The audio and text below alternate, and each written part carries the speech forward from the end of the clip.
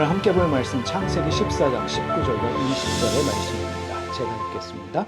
그가 아브라함에게 축복하여 이르되 천지의 주제이시요 지극히 높으신 하나님이여 아브라함에게 복을 주옵소서.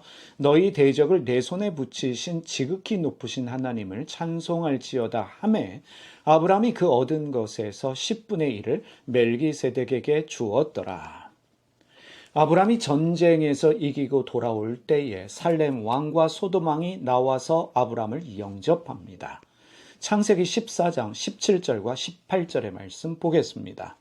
아브라함이 그돌라오멜과 그와 함께한 왕들을 쳐부수고 돌아올 때에 소돔 왕이 사회 골짜기 곧 왕의 골짜기로 나와 그를 영접하였고 살렘 왕 멜기세덱이 떡과 포도주를 가지고 나왔으니 그는 지극히 높으신 하나님의 제사장이었더라. 여기서 주목해야 될 사람이 살렘 왕 멜기세덱입니다. 성경은 그를 지극히 높으신 하나님의 제사장이다 라고 말하고 있지만 이해하기 힘든 성경 인물 중에 한 사람이 멜기세덱입니다. 그래서 히브리서 5장 11절에서 멜기세덱에 대하여 이렇게 말하고 있습니다. 멜기세덱에 관하여는 우리가 할 말이 많으나 너희가 듣는 것이 두나무로 설명하기 어려우니라. 설명하기 어려운 신비의 인물이 멜기세덱 왕이라는 뜻입니다. 멜기세덱 왕은 빵과 포도주를 들고 나와서 전쟁에서 이기고 돌아오는 아브라함을 축복합니다. 그리고 말하기를 전쟁에서 이기게 하신 분이 하나님이다 라고 말하는데 이 말을 들은 아브라함은 특이한 반응을 합니다. 바로 자기가 얻은 것의 10분의 1을 멜기세덱 왕에게 바친다는 사실입니다. 다시 말해 11조를 멜기세덱 왕에게 주고 있습니다. 성경의 11조에 관한 첫 번째 기록이 10분의 1을 아브라함이 멜기세덱에게 바친 일입니다. 여기서 우리가 질문해야 될 필요가 있습니다.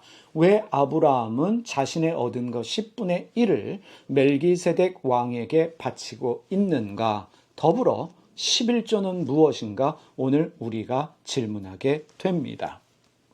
여러분 11조라고 하는 것은 유대교 안에만 존재했던 종교제도가 아닙니다. 다시 말해 구약 성경에만 기록되어진 독특한 제도가 아니었습니다. 고대 이집트를 비롯해서 메소포타미아 그리고 근동 지역에 존재했던 제도가 11조 제도였습니다.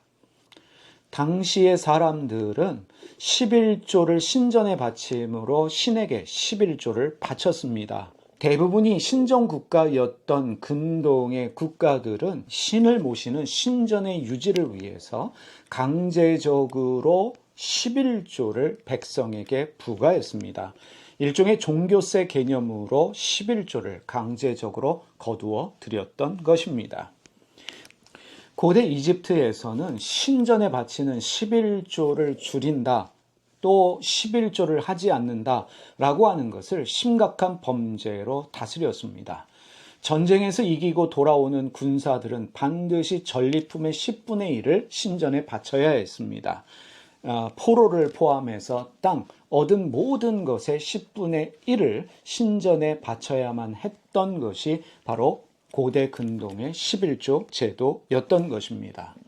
백성들은 소득의 10분의 1뿐만 아니라 그의 얻은 첫 열매를 반드시 신전에 바쳐야만 했습니다.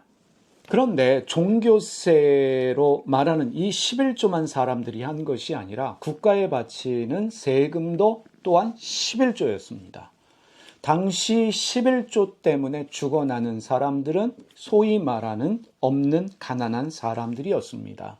없는 살림에 신전에 11조 바쳤지요. 그리고 국가에도 11조를 바쳤습니다. 전쟁이 일어나면 나가서 싸워야 했습니다. 그리고 국가의 큰 공사에는 부역까지 했던 사람들이 당시의 백성들이었습니다.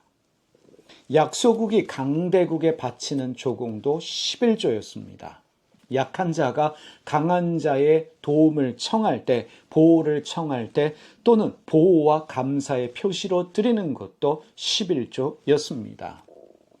당시의 11조 제도를 이해할 수 있는 일이 야곱의 11조 서약입니다.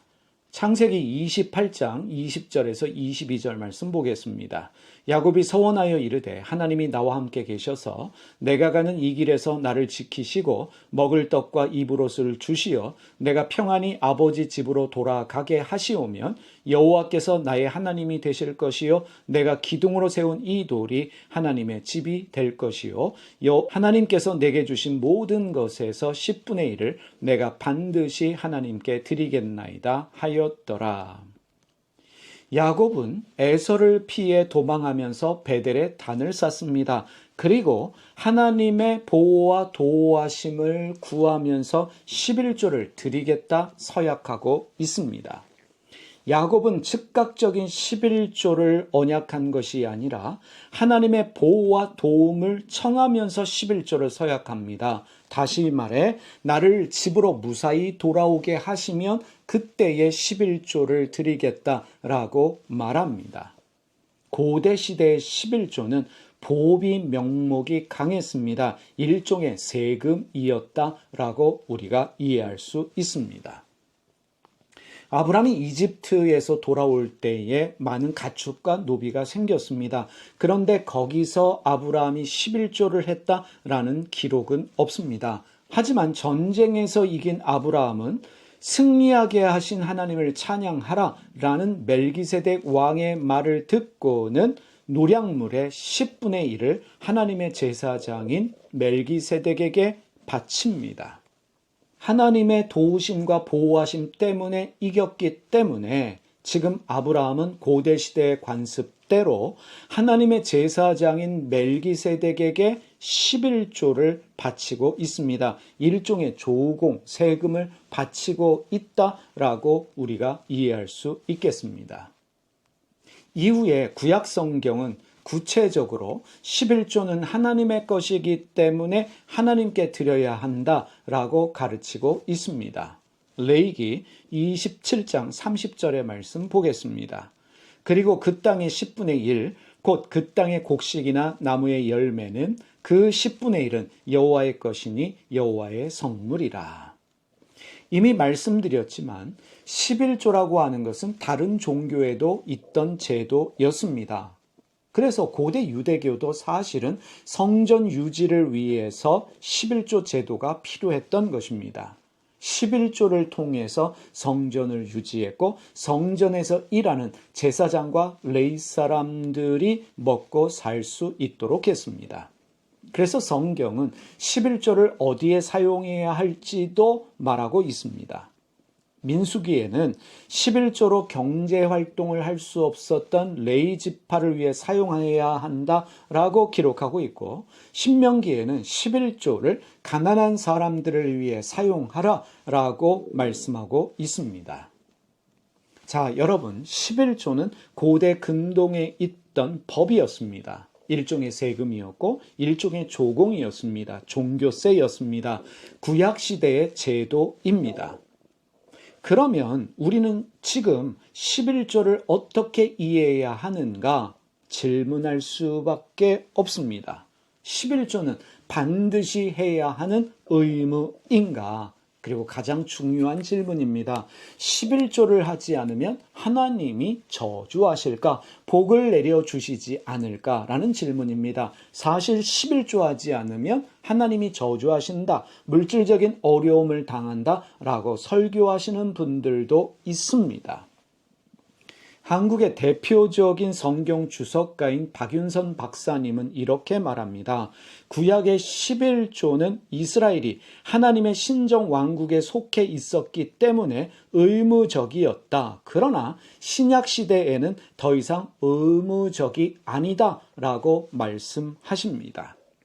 이미 예수 그리스도를 통해서 구약의 예언들이 성취되었기 때문에 11조를 교리화 또는 제도화해서는 안 된다라고 하는 것이 박윤선 박사님의 주장입니다. 그러면 구약 성경의 가르침을 따르고 있는 유대교는 11조를 어떻게 하고 있는지 우리가 살펴볼 필요가 있겠습니다.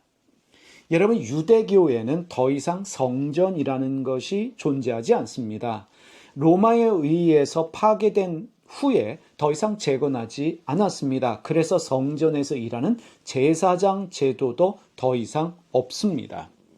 그래서 11조를 거두지 않습니다. 유지해야 될 성전도 없고 섬겨야 될 제사장들도 없기 때문에 더 이상 11조 제도가 필요하지 않다라고 판단해서 더 이상 11조를 말하지 않습니다.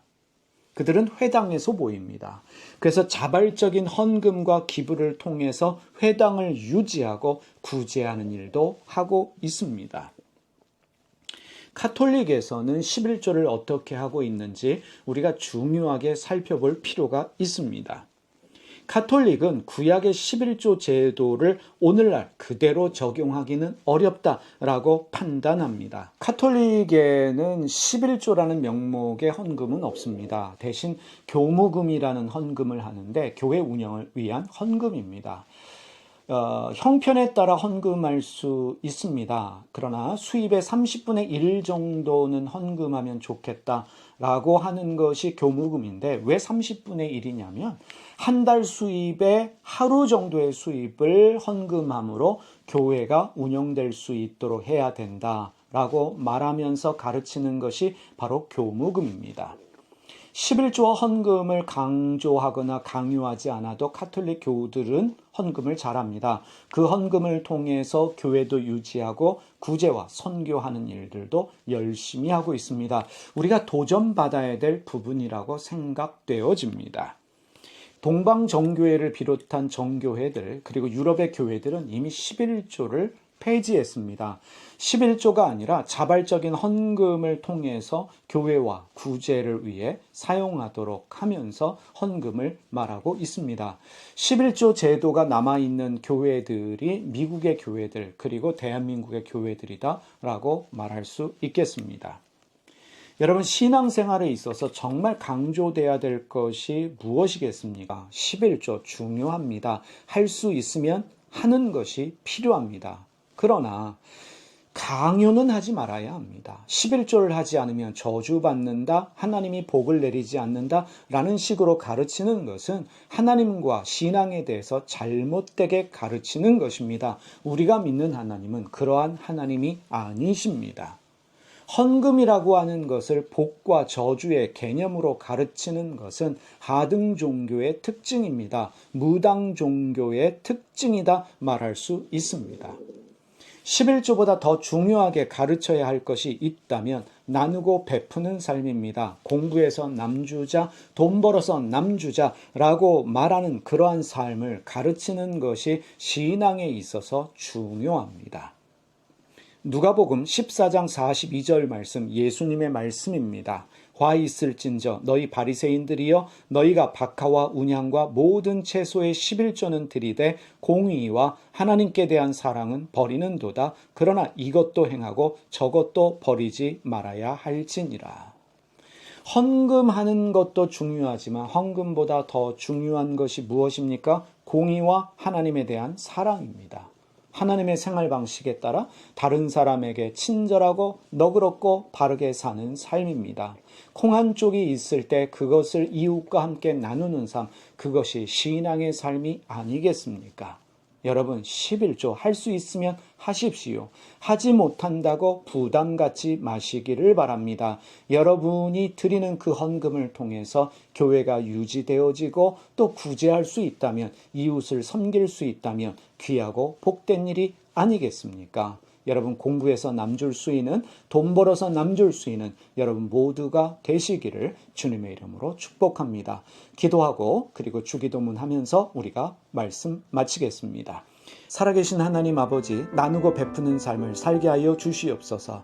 주님 주신 것으로 이웃을 섬길 수 있는 은혜의 삶을 살게 하여 주시고, 저희 모두가 돈 벌어서 남줄 수 있는 인생 되게 하여 주시고, 우리의 자녀들 또한 공부해서 돈 벌어서 이웃을 섬길 수 있는 귀한 인생들이 다 되게 하여 주시옵소서. 주님, 간절히 기도하오니 저희가 주님께 드리는 그 헌금을 통해서 교회도 유지되고 또 구제할 수 있는 그런 넉넉함이 넘치는 삶이 될 수 있도록 저희에게 하늘의 복을 내려 주시옵소서. 예수님의 이름으로 기도드립니다. 아멘. 하늘에 계신 우리 아버지가 어떤 분인지를 저희에게 보여주시옵소서. 세상을 바로잡아 주시고 아버지의 뜻이 하늘에서와 같이 땅에서도 이루어지게 하소서. 오늘 저희에게 일용할 양식을 주시고 저희에게 빚진 사람들의 빚을 탕감하여 준 것 같이 저희 빚을 탕감하여 주시옵소서. 저희를 유혹에 빠지지 않게 하시고 나쁜 일을 당하지 않게 하소서. 아멘.